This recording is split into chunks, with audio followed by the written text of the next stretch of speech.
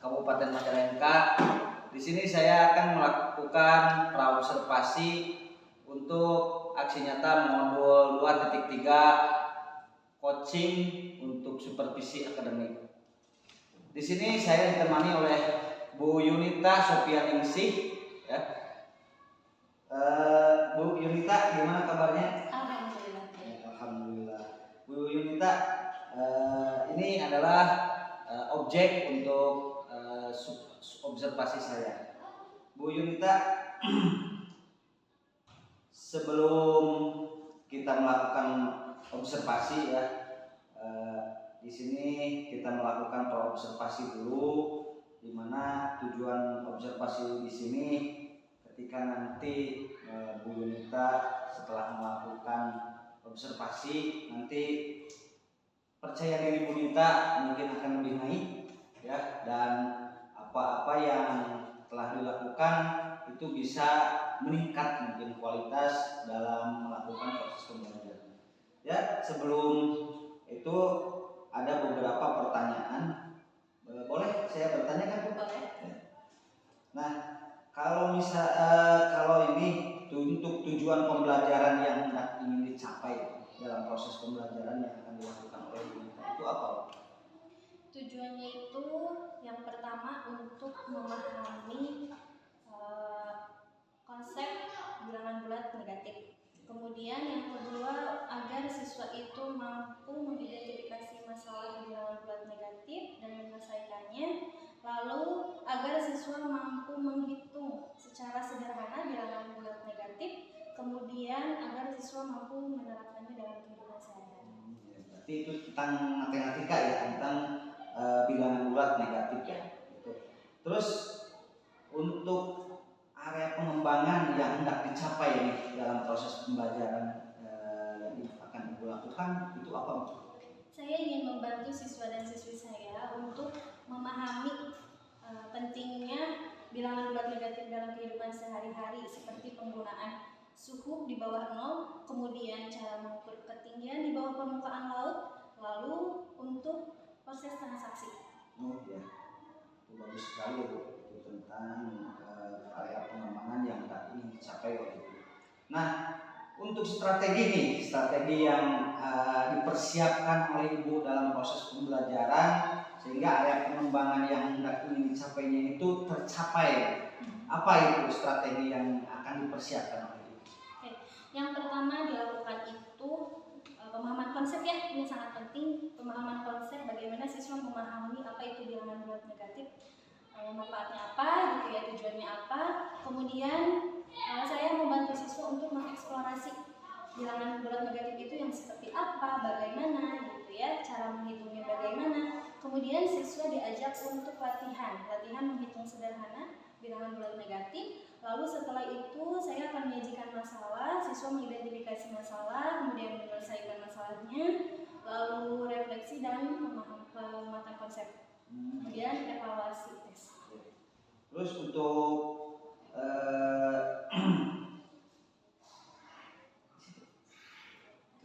ya, mungkin itu saja yang ingin saya tampakkan, Bu. Terima kasih. Untuk observasinya dilakukan mau kapan, Bu? Kita atur jadwal aja, ya, pelajaran matematika itu hari Kamis. Oh ya, berarti hari Kamis, ya, Ya. Bu. Ya, terima kasih, Bu. Sama-sama, Pak.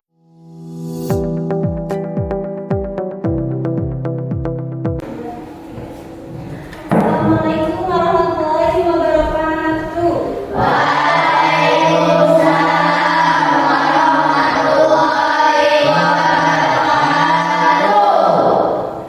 Gimana kabarnya semuanya? Baik. Oke. Ada yang sakit? Siapa? Ada. Kamu sakit apa? Pusing. Oke. Udah sarapan semuanya? Sudah. Siapa yang belum sarapan? Udah semua, ya? Oke. Silakan berdoa dulu untuk Rega, topinya dibuka. Ya. Oke. Silakan KM, ini berdoa terlebih dahulu. Tempat duduk siap sebelum belajar, mari kita berdoa berdamai. Bismillah.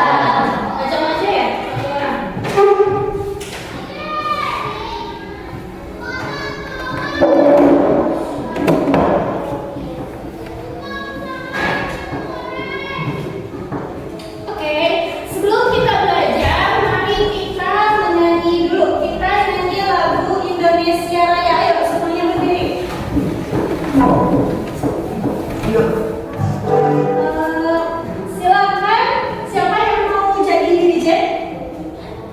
Sok, Nora, oke, lanjut tepuk tangan.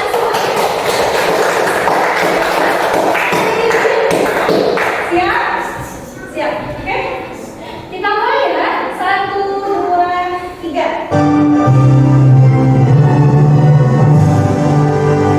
Indonesia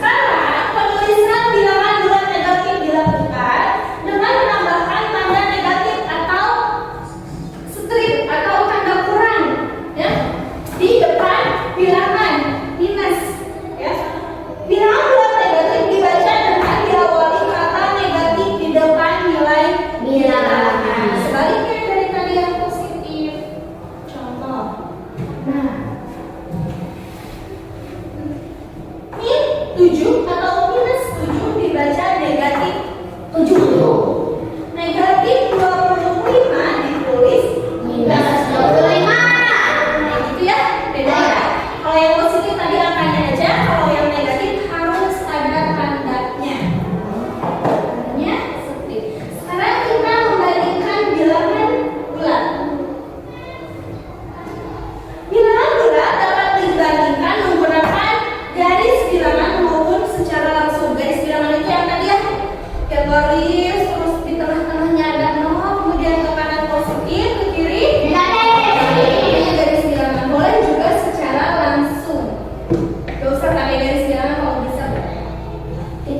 Nah, tipsnya atau cara cepatnya, ini kan 0. Semakin ke kanan kalau arahnya positif berarti nilainya semakin besar. Semakin ke kanan nilai bilangan semakin besar. Sebaliknya kalau ke kiri, semakin ke kiri nilai bilangan semakin kecil.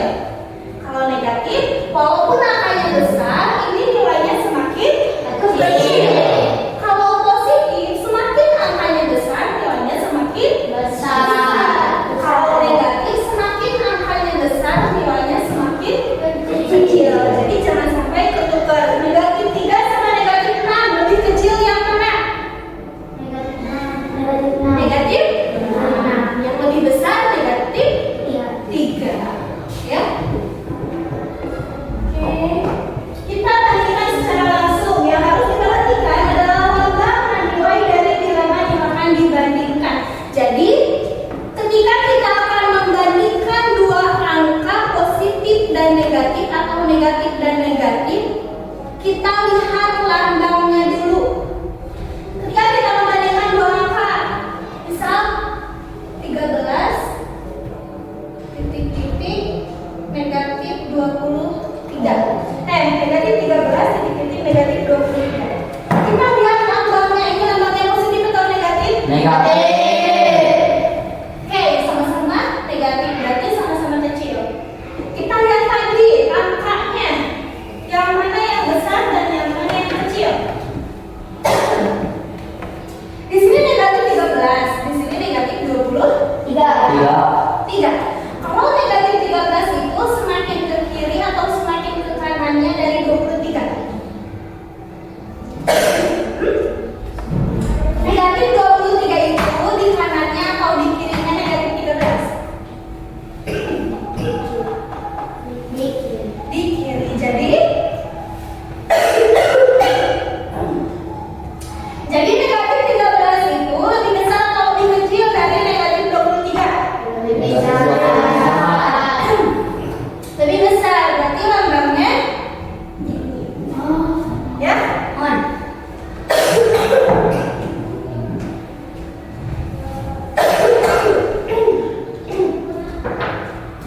Oke. Lanjut mengurutkan bilangan bulat. Untuk mengetahui cara mengurutkan bilangan bulat, kalian harus tahu bagaimana cara membandingkan bilangan bulat. Ya, kalau kalian mau mengurutkan bilangan bulat, kalau urutan bilangan bulat itu kan angkanya pasti lebih dari 2 atau banyak. Jadi kalian harus bisa membandingkan yang mana dulu nih yang kecil, yang mana dulu yang besar, gitu kan? Biar nanti tidak salah mengurutkan. Ya, kalian harus bandingkan dulu. Misal kayak gini. Negatif 3, 6, 9, negatif 8. Yang mana dulu yang lebih besar? 9. Positif 9. Positif 9. Positif 8. Negatif 8. Negatif 3.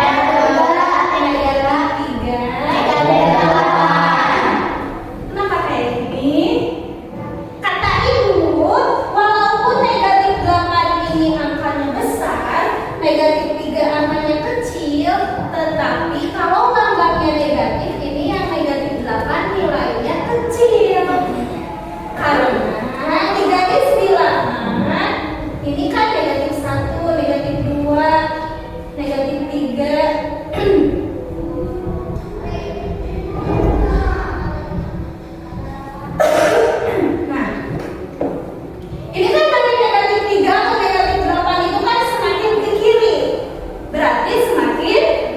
kecil, bukan semakin besar. Kalau dari 3 ke 6 ke sini itu semakin besar. Nah, kalau dari sini ke sini itu semakin besar karena dia lambangnya Kanan. kanan atau Positif. positif. Ngerti ya? Ngerti.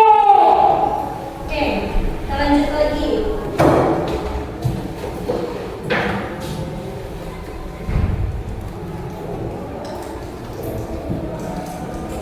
Penggunaan bilangan bulat negatif. Nah, bilangan bulat negatif digunakan untuk menyatakan suhu udara di bawah 0. Kayak tadi, ya. Suhu di puncak Dieng kalau pagi hari itu negatif 8 derajat Celcius. Kalau siang itu 23 derajat Celcius. Nah, itu biasanya penggunaan tanda negatif dan positif itu digunakan untuk mengukur suhu. Kemudian bisa juga mengukur kedalaman laut. Kalau mengukur kedalaman laut kan bisa bisa sih Rizky mau mengukur kolam misal, kolam di depan nih di sini ya, kolamnya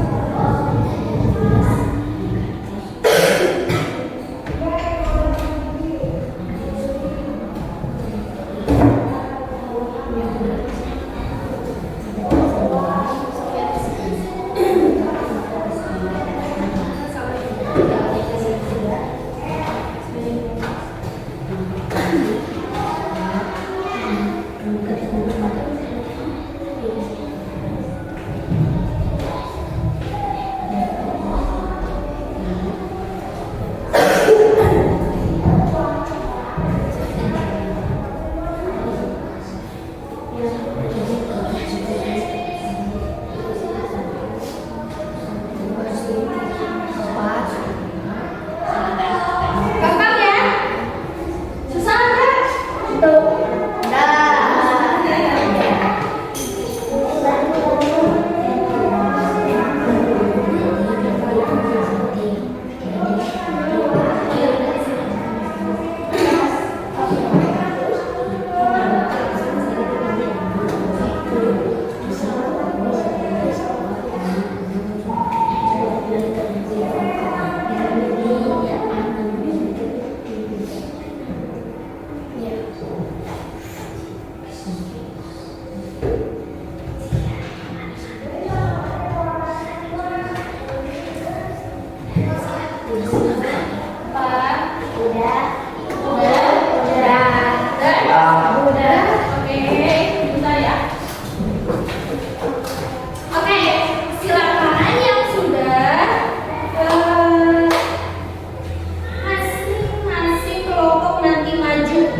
Memberikan jawaban yang betul. Kelompok satu dulu, kelompok satu silakan beri jawaban.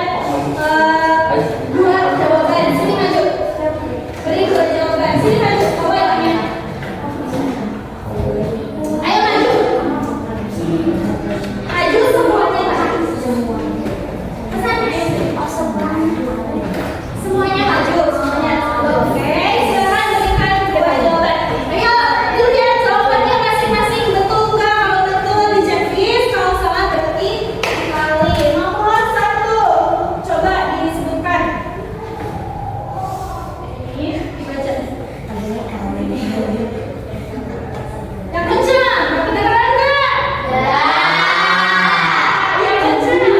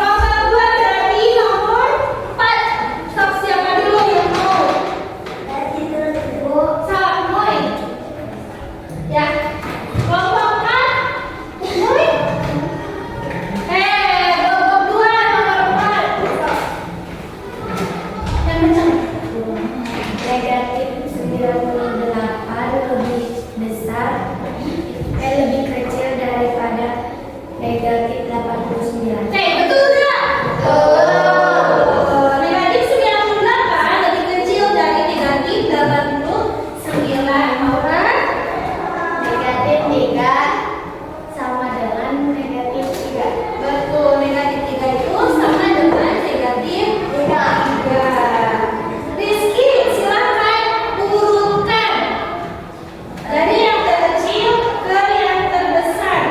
Negatif 16, negatif 12, negatif 10, negatif 9, negatif 6, negatif 3, negatif 1, 1, 4, dan 8. Oke, betul nggak? Betul. Tepuk tangan. Oke, sekarang kelompok 3, ayo maju. Kelompok 3 itu mau lihat betul berapa, salah berapa. Kelompok 3, ada yang salah nggak? Ada yang salah nggak kelompok 3?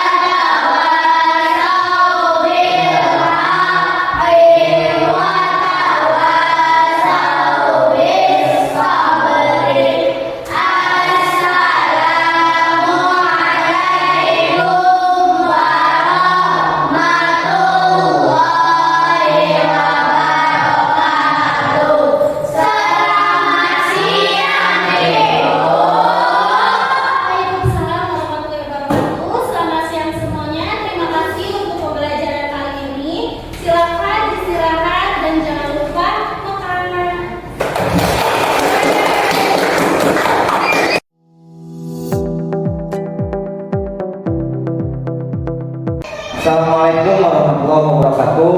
Waalaikumsalam warahmatullahi wabarakatuh. Saya Jajang Mujaman, calon guru penggerak angkatan 11 Kabupaten Majalengka. Di sini saya akan melakukan pasca observasi ya, didampingi sama Ibu pengajar praktik Ibu Nining Sri Mulyani SPD, dan di sini ada Ibu Nita, ya, Bu Yunita Supiani SPD. Baik, kita laksanakan untuk pasca observasi di sini. Assalamualaikum Bu. Waalaikumsalam. Selamat pagi. Bagaimana kabarnya? Ya, di sini saya akan melakukan pasca observasi terhadap pembelajaran yang telah Ibu lakukan di kelas ya. Nah, sebelum kita observasi, tadinya kita melakukan pasca pra observasi dulu ya. Nah, setelah observasi kita dilakukan melaksanakan observasi di kelas. Nah, di sini tujuan pasca observasi ini yaitu untuk merefleksikan diri kita setelah kita melakukan proses pembelajaran di kelas. Nah, boleh saya untuk memulai pasca observasi terhadap Ibu? Boleh. Nah, ini ada beberapa pertanyaan Bu ya, dan mungkin Ibu harus jawab. Boleh ya Bu? Saya bertanya ya. Nah, bagaimana perasaan Ibu setelah melaksanakan pembelajaran di kelas selama observasi?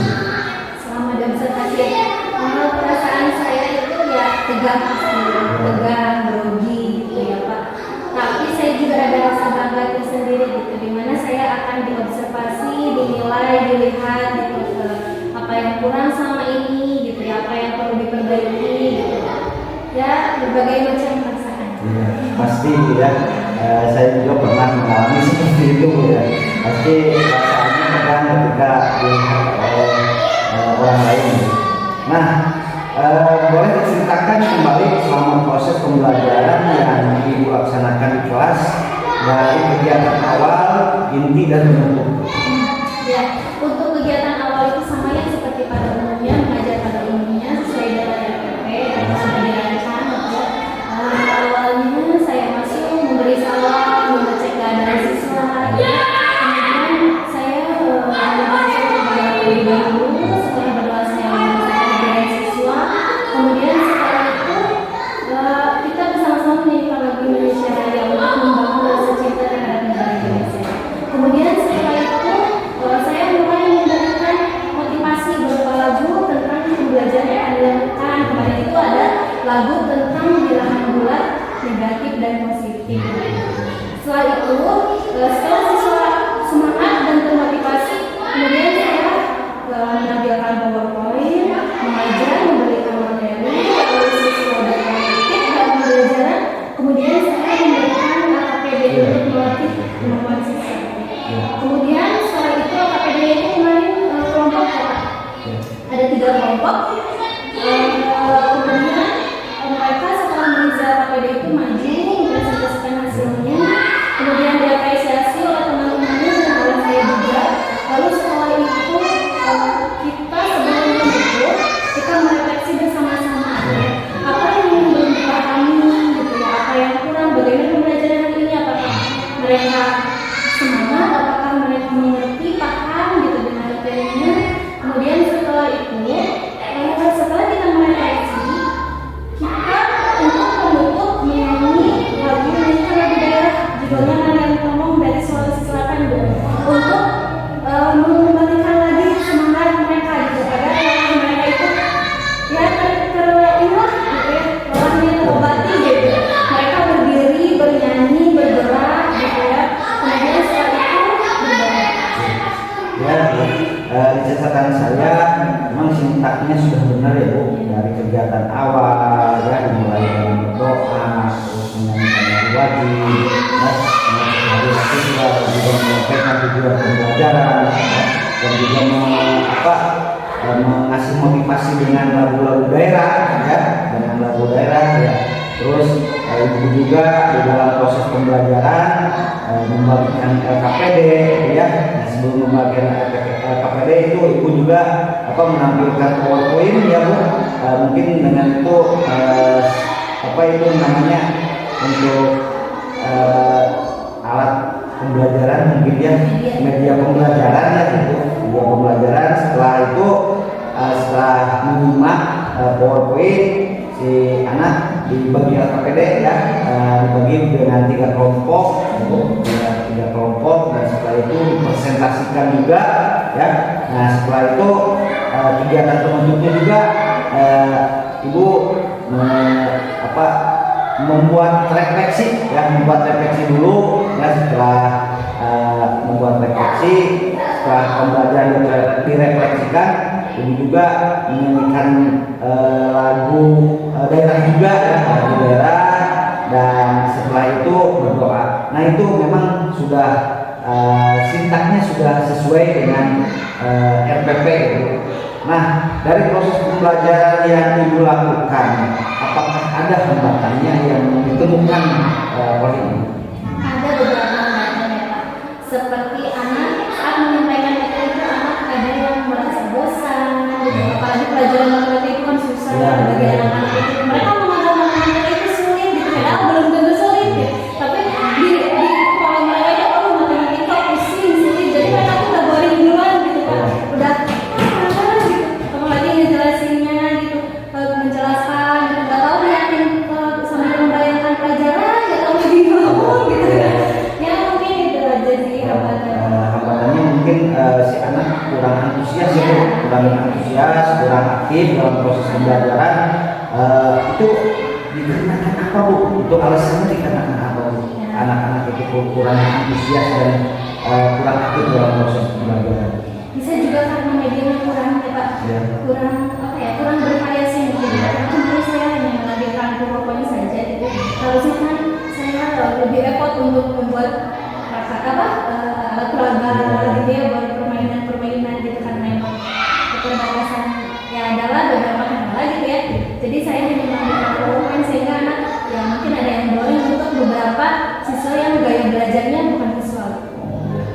Jadi ibu alasannya itu kurangnya menampilkan media pembelajaran yang mudah sehingga si anak itu monoton mungkin ya. Nah solusi apa nih yang akan ibu lakukan untuk meminimalisir hambatan tersebut?